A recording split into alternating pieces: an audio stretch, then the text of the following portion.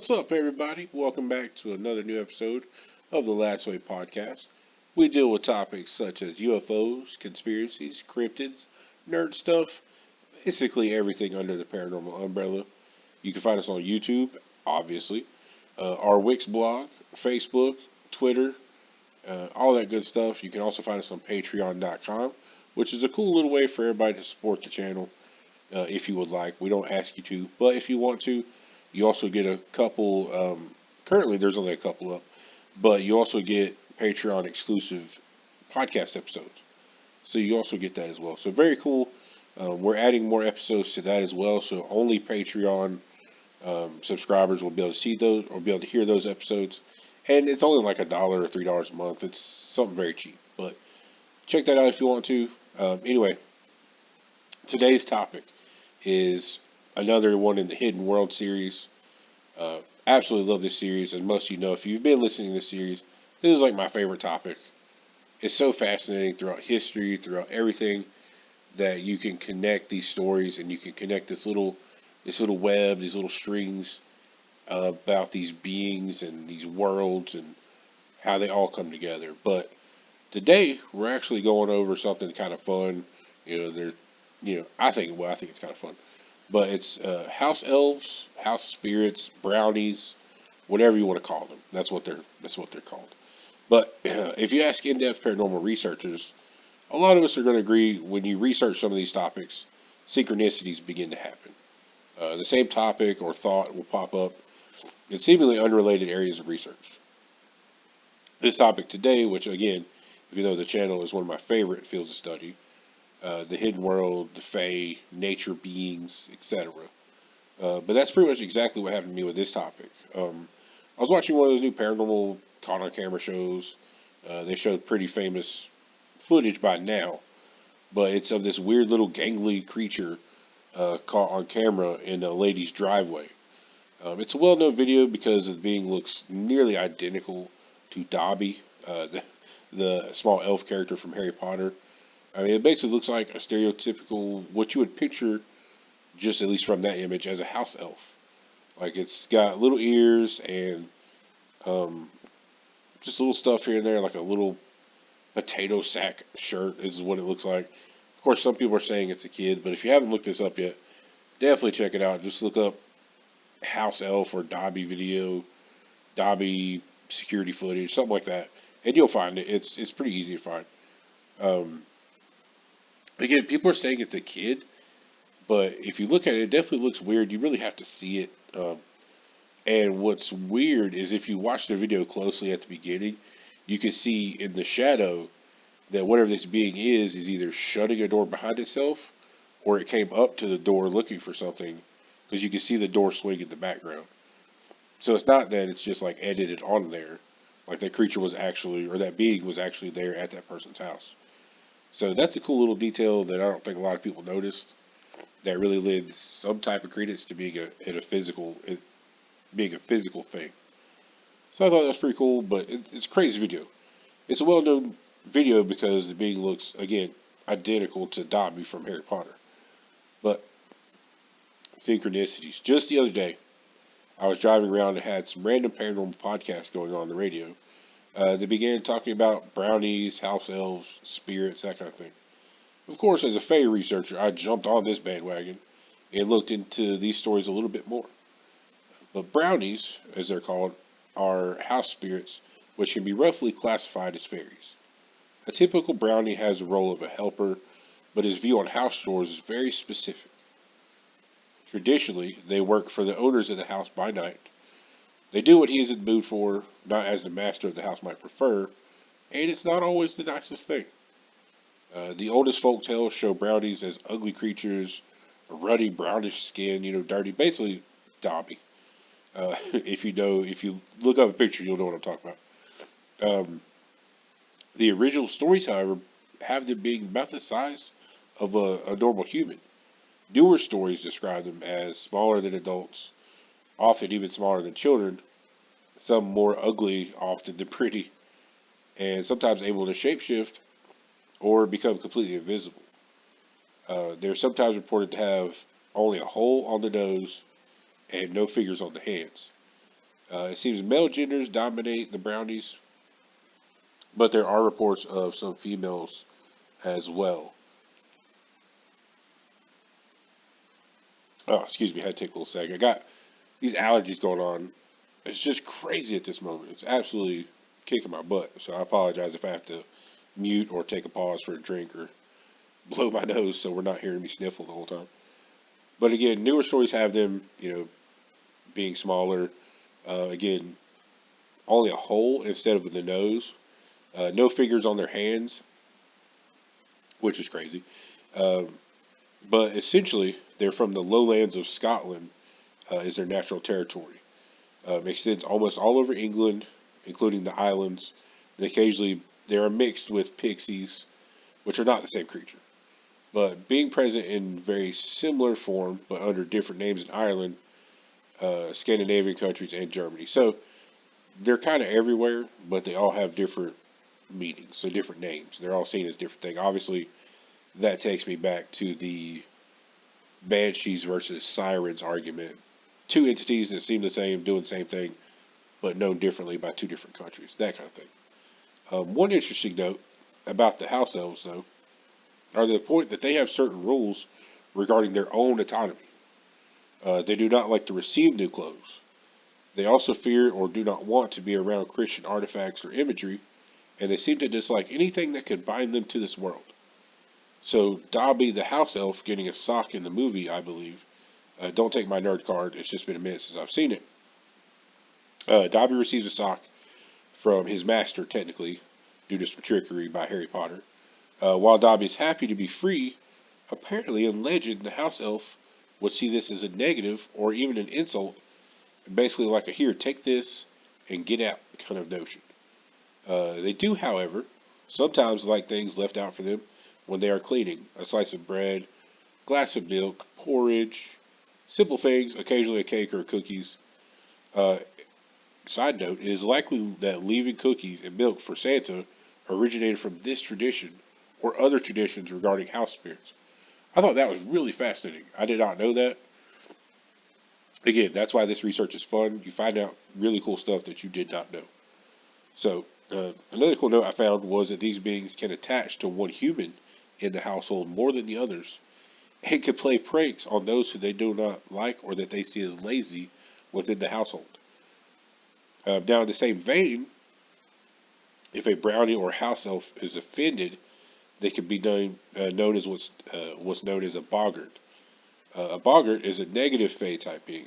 So instead of doing chores and helping animals at home, these beings will play mischievous pranks and bother or even hurt animals. They'll play pranks on humans and stuff, or even hurt the animals. Sometimes you can change a boggart back into a brownie with an apology, but sometimes a family literally has to move from the home to escape, especially naughty ones. So a little piece on the little opinion here.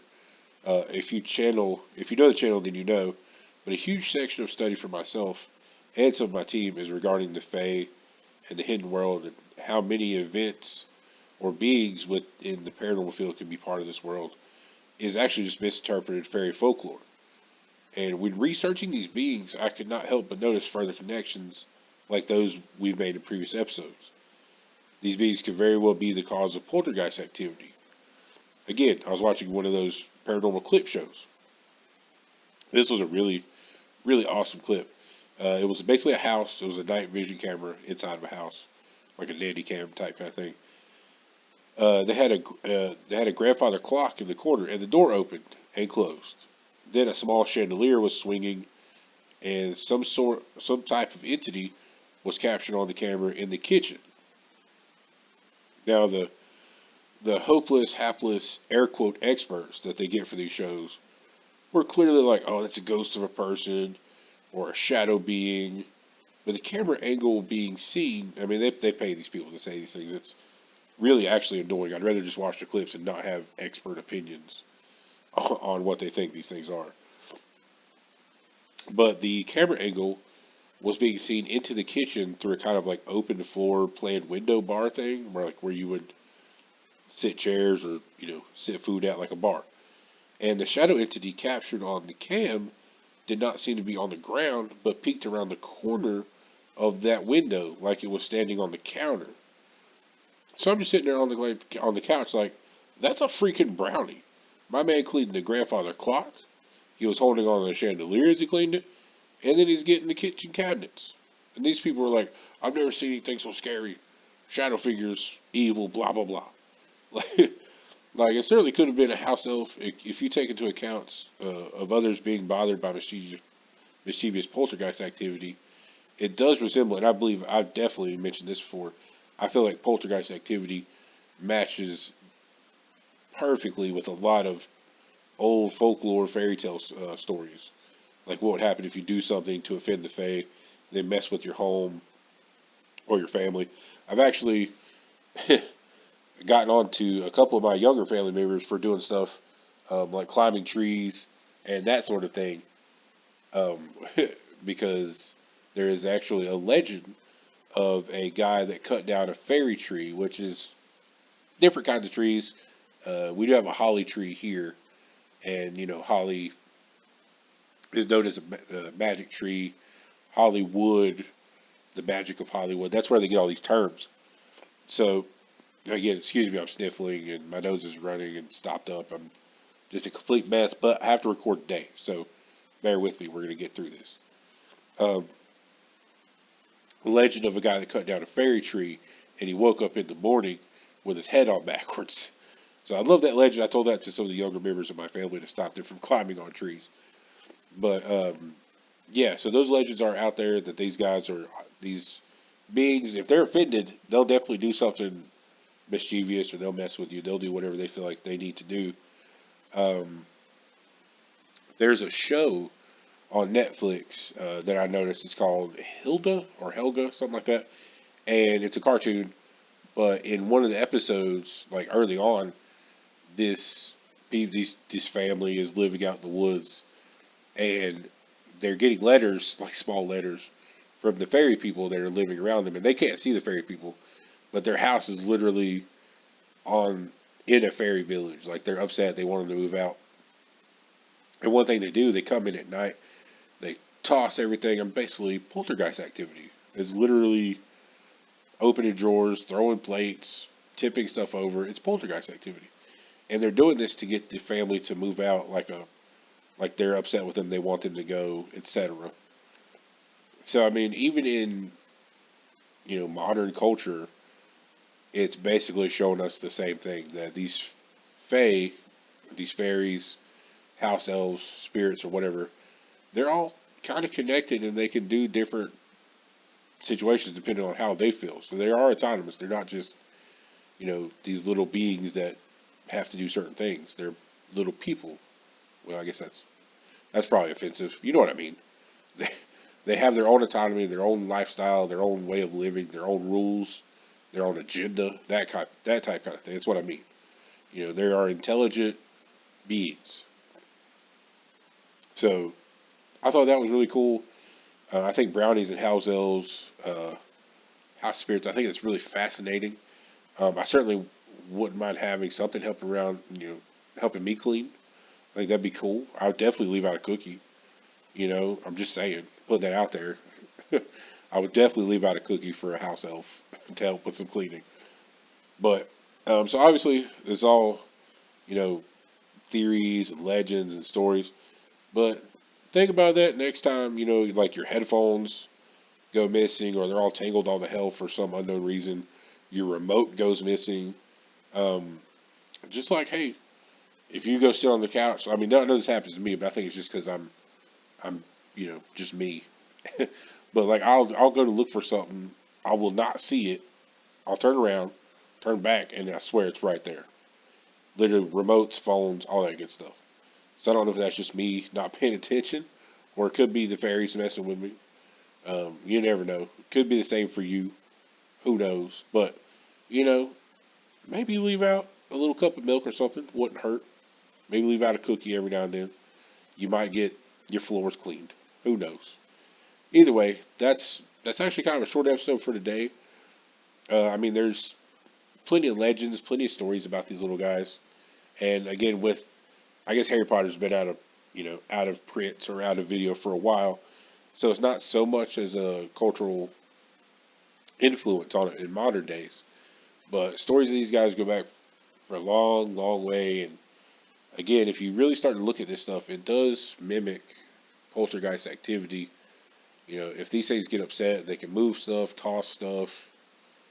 And again, it's not, I think not every, because there are some really good shows. I think Ghost Adventures was good, is good and was good at some points. But I feel like a lot of shows, they push you to be scared and they push you to, everything is demonic and evil. And that's just not the case. Like, you could literally see just going back hundreds and hundreds of years that these stories and these legends coincide and they go together to make this grand masterpiece of what is the hidden world and things that we can't see, and they could be beings in another dimension, or I don't even want to think about that. But there's just too many stories, too many descriptions throughout history. um, Today is a little bit different. You got plenty of people that have a good reason to make things up, a good reason to take a video and get likes on it, and make it on TV, and they're all about attention. But 100 years ago, 200 years ago, 500 years ago, when these legends were coming out and these legends were talked about, these people didn't have reasons. I mean, if you even think about it in like its simplest term, say I'm a family in like a small village, and I'm talking like medieval times, a long, long time ago, long, long time ago. And I'm telling my kids not to go in the woods because the fairies or the ogres or the goblins are going to get them. Like that, to me, that, I mean, obviously it was, it's unsettling, but I'd be way more scared of of a description if my parents were like, if you go out there, the wolves will eat you, or like the bears will tear you to pieces. Like that makes way more sense to scare your kids at night than to just tell them, oh, there's these, mystical beings that can be scary. They're out there. You can't see them, but you don't want to go looking for them at all. It just doesn't click. It doesn't make sense. So I thoroughly believe that this, much like UFOs, there's something behind it, and there's something with these beings, whether it be your gnomes, your fairies, your Bigfoot, your brownies, your house elves, um, again, your pixies, whatever you want to call them, your gremlins, goblins. I mean, for goodness sake, we have an episode from World War II on goblins and how prevalent the appearance of goblins were in World War II. I mean, that's bizarre. Nobody knows that. Nobody has ever heard that. Like, I can't believe it because it's such a fascinating thing. It's very interesting. Like, to the point where they were putting out, if you haven't seen the episode or seen the pictures that I put up on the Facebook and other things, I mean, they even put out posters and print ads talking about the goblins and how they're mischievous and they would take your plane apart and stuff like that. So I mean, it's just too much. It's like too much to say that there's nothing here. And I mean, whenever people migrate and move about this world, they take their gods and their beliefs with them. That's the thing. I think I mentioned on another episode the show American Gods. I mentioned it in a totally different idea, but that's basically what happened in this show, American Gods. It's on Stars. It's like 3 seasons now. It's a great show. At least the first 2 seasons were. I haven't seen the third one, but the first 2 seasons are fantastic. There's a novel from Neil Gaiman. That's what the show is based on. But anyway, people throughout time that migrated, they brought their old gods to America with them. Odin is obviously the most well known, but plenty of other like African, Germanic, all old gods. But they also brought their beliefs and their fairies and their leprechauns and all that stuff. They brought their beliefs with them. So that I feel like is the jumping over point from these beings in this melting pot of America, where we see gnomes and Bigfoot and dogmen and pixies and all this other stuff. We're like a melting pot of beliefs and old gods and all this old belief system that these beings are just able to pop up here.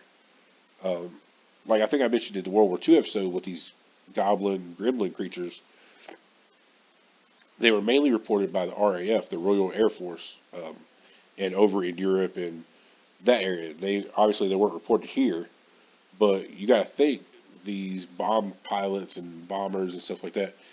They were planning to attack these beings' homeland, so it would make sense that these beings would go after them and try to take out the planes and be mischievous and try to take crap apart, which is exactly what they did. So that kind of makes sense as if they were protecting their own homeland. So again, very interesting. I find this stuff to be super fascinating. I hope everybody else does too. I hope everybody enjoys these episodes. 'Cause I certainly do. Hope everybody enjoys the podcast. If you made it this far, or if you've only seen one video, if you've seen all of them, if you listen, whatever. Any way you support the channel, like and subscribe. Thank you so much. It's much appreciated. More appreciated than you could even know. We're still working on doing new stuff. Again, COVID made it kind of difficult to get more co-hosts and interviews and stuff like that. So I want to try to get more people in house, and I would like to start testing phone calls and Skypes and see how that comes in. Because I have a very rudimentary setup here. I mean, it's a mom and pop organization at this moment, but we're still getting started. We've only been doing this a year, so we'll continue to grow, we'll continue to learn and do new things, and we'll probably do some different kind of videos. We'll go back to doing some evidence review videos. We definitely need to do some of those. But either way you slice it, that's all we've got on our episode for today. Thank you so much for listening. Thank you so much for tuning in. Check us out on Facebook, on here, Patreon.com, Twitter, all that good stuff. Thank you so much. Take it easy. Be safe. Keep your head on a swivel out there.